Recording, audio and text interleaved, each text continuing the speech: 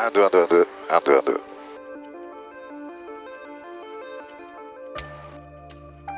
Salut Low Fuel, aujourd'hui je voudrais encore essayer quelque chose de nouveau. Je me pose très souvent sur des hélisurfaces. Alors si vous ne savez pas ce que c'est qu'une hélisurface, vous pouvez regarder la vidéo que j'ai fait là-dessus, je vous mets un lien juste ici. Pour résumer rapidement, une hélisurface c'est un endroit où on peut atterrir avec un hélicoptère mais qui n'est pas prévu à l'origine pour ça.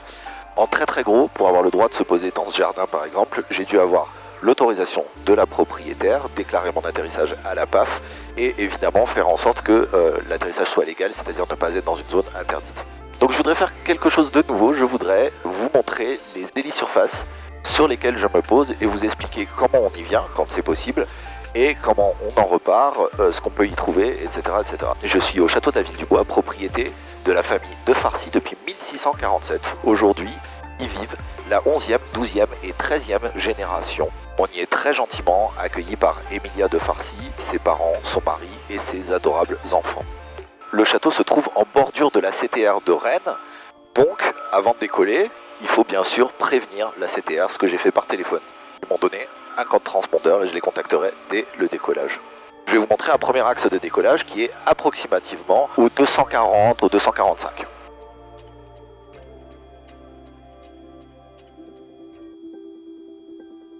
On va aller chercher un petit peu de distance parce que vous voyez que les arbres en face sont très hauts. C'est l'une des difficultés de cette drop zone. On a des arbres qui font entre 20 et 45 mètres selon les endroits. Donc on en profite pour visiter un petit peu. Vous avez un très très beau lac juste devant. Et donc je vais aller chercher toute la longueur du jardin pour décoller. Et vous voyez que devant moi j'ai des arbres. Donc en fait je vais décoller très légèrement en virgule. Je vais prendre un petit peu de vitesse ici, de manière à ne pas tirer trop sur la machine au moment de passer les arbres. Prise de vitesse. Hop. J'ai un accrochage. J'infléchis ma trajectoire pour aller chercher les grands arbres. Et je tire un tout petit peu de puissance en gardant juste mon rotor au-dessus des arbres. Voilà, 76% de puissance, je suis tout seul, j'ai à peine 42 litres de carburant. Bien évidemment, ce ne serait pas du tout la même chose si vous étiez en R44 avec 4 personnes et des bagages et de l'essence. Je ne recommande pas. L'un des dangers de cette drop zone, c'est que les arbres peuvent tout à fait induire des rotors, des grosses turbulences qui peuvent vous gêner au décollage. Alors je vais tout de suite contacter Rennes pour les prévenir que je suis à bord. Rennes, l'hélicoptère Fox Novembre Echo, on est en vol. Non, Echo, reçu, et bien j'ai pas de trafic, vous signalez. Eh bien je vous contacte pour quitter, merci monsieur. Et donc oui, je vois Rennes juste devant moi un petit peu plus loin, on est en bordure de la CTR, ce qui fait un petit peu la difficulté aussi de cette drop zone, puisque on ne peut pas y arriver comme ça en classe G sans rien contacter, il faut demander l'autorisation. Voilà, je vais vous montrer l'axe d'atterrissage qui correspond à l'axe de décollage qu'on a pris. Je vais passer dans la trouée des arbres et je vais ralentir petit à petit. Vous voyez très clairement, même si les GoPro éloignent beaucoup, vous voyez très clairement qu'il s'agit d'un plan très fort qui peut même finir en vertical si vous arrivez un petit peu haut. Donc là, il faut surtout pas s'obliger à finir devant le corps de bâtiment. Vous avez toute la longueur, moi je vais finir là parce que c'est ce que j'ai décidé, mais vous avez toute la longueur jusqu'au mur en face, en fonction de la taille de votre rotor bien sûr. Voilà, donc ici on a un premier axe qui peut bien se passer si on n'est pas trop chargé. Ça c'est un axe qui est à peu près donc au 240. Dans cette propriété, le vent dominant est un vent d'ouest, on l'appelle le père Banard. Là on fait quasiment face à l'ouest. Les configurations de décollage que vous aurez le plus souvent à rencontrer sont celles-ci.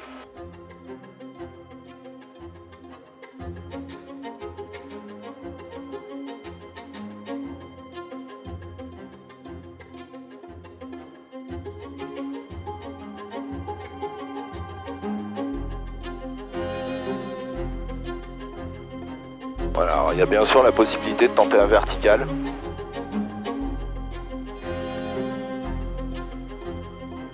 Et vous voyez que les arbres sont très hauts. Et d'attendre, d'attraper un petit peu de vent et d'avoir dépassé la zone dangereuse. Bravo, de l'hôtel, bonjour. Mais bon, évidemment, là je peux me permettre de faire le malin parce que je suis tout seul dans la machine et que j'ai 39 litres de carburant. Mais vous faites pas ça avec une machine chargée. Hein. Très bien, on roule au point d'attente, Bravo 28 et on rappelle après Fox Hotel. Les 70-40. Alors je vais vous montrer un autre axe qui est également au 240, mais qui est beaucoup plus facile en approche. La difficulté étant de redécoller. Bonjour gendarmerie. Axe actuellement en stock du chemin de long. Ici on a une trouée dans les arbres qui permet de descendre vraiment sans se faire peur. Attention, il y a une ligne juste derrière, donc bien sûr comme d'habitude on survole les poteaux. Le souci c'est que on va bien sûr arriver sans problème sur la drop zone parce qu'on a largement de quoi laisser couler. Mais regardez dans quoi on se retrouve. On se retrouve dans des arbres de 30-35 mètres avec beaucoup de difficultés pour redécoller. Alors si vous avez un tout petit hélico, vous pouvez faire des choses un peu rigolotes. Vous pouvez ensuite partir comme ça et vous pouvez très bien passer entre les arbres ici pour aller chercher un décollage ailleurs. Moi je peux très bien faire ça, mais je suis pas sûr que ici je passerai avec mon R44. Et par exemple pour redécoller, je peux aller chercher je peux aller jusqu'au jardin où on était tout à l'heure. Hop, ça passe. Je peux vraiment aller chercher un nouvel axe de décollage. Mais maintenant, si vous êtes avec un rotor de 12 mètres ou quelque chose comme ça, ça peut être vraiment compliqué.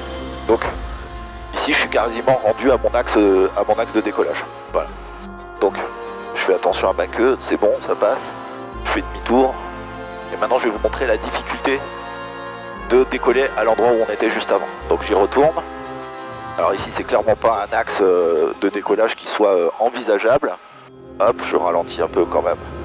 Parce que même si j'ai bien sûr vérifié plusieurs fois avant de venir ici que ça passait sans problème, ça peut s'avérer compliqué. Donc maintenant je vous amène à l'endroit d'où on décollerait si on voulait repartir de cette drop zone. Et là on se rend compte que c'est très compliqué parce que on a cette espèce de ligne qui nous empêche d'aller chercher plus loin qu'ici. Et vous allez voir que, encore une fois, prenez en compte le fait qu'on a des GoPro et que donc toutes les distances sont allongées. On se retrouve avec des arbres énormes juste en face. Donc à moins que vous ayez la capacité de monter très très fort, on est quand même, à mon sens, un petit peu prêt pour redécoller. Sauf si, encore une fois, on a de la puissance de réserve. Donc ici, moi j'en ai beaucoup, parce que j'allais pas faire cette démo en prenant des risques, bien sûr. Allez, le rotor au-dessus des obstacles. Et là, si ça passe pas, je peux toujours breaker un peu à droite. Vous voyez, j'ai de quoi descendre en dessous. Voilà. Ah, évidemment, on prend de la pluie. Eh bien, on va aller se reposer. Et ramener l'hélicoptère Novembre Echo, on a fini nos rotations pour quitter. Eh bien, bonne journée, à la prochaine. Merci, à tout à l'heure, on viendra chercher de l'essence dans l'après-midi. À tout à l'heure. Pour finir, je vais vous montrer mon axe d'arrivée préféré. Alors bien sûr, c'est un axe que vous pouvez pas faire avec n'importe quel hélicoptère parce que moi je vais me faufiler avec mon tout petit rotor entre les arbres. Voilà, l'axe magique. On arrive sur un axe 200, même 190, et au-dessus du lac, en face du très beau corps de bâtiment qui est donc l'arrière du château de la ville du Bois.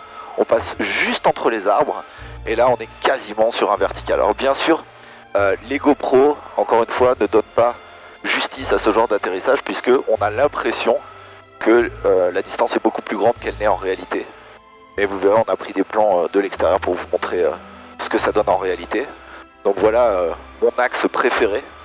Hop, il permet de poser l'hélicoptère dans le jardin et d'en faire une jolie décoration. Là, vous êtes sûr que vous aurez des photos magnifiques. Et j'ai à peine tiré 76% de puissance. Je suis pas si lourd que ça. Voilà, c'était Low Fuel depuis le magnifique château de la ville du Bois et sa propriété de 15 hectares. Et je tiens à remercier la famille de Farsi qui nous a très gentiment accueillis pour tourner cette vidéo. À bientôt.